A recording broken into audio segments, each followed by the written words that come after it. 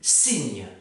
Au sens linguistique, un signe n'unit pas une chose et un nom. Par exemple, la porte qui est juste derrière moi et le mot que je viens de prononcer, à savoir porte. Non.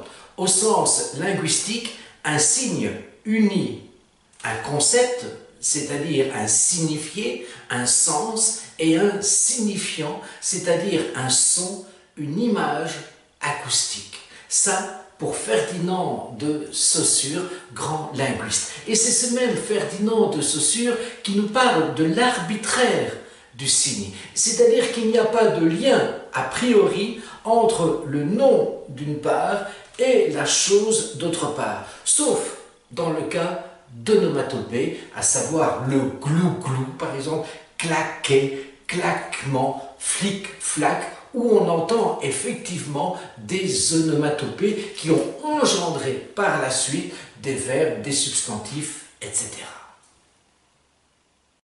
Signifiant, manifestation phonique du signe linguistique, image acoustique, en d'autres termes beaucoup plus simplifiés, le son.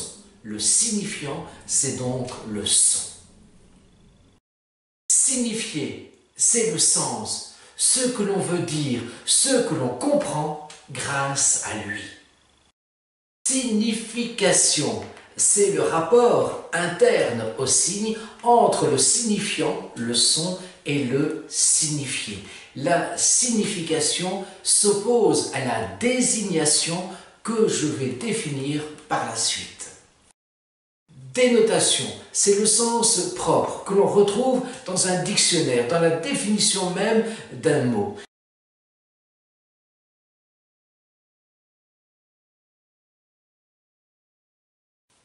Référent. Un référent, c'est l'objet réel ou imaginaire d'ailleurs d'un signe linguistique.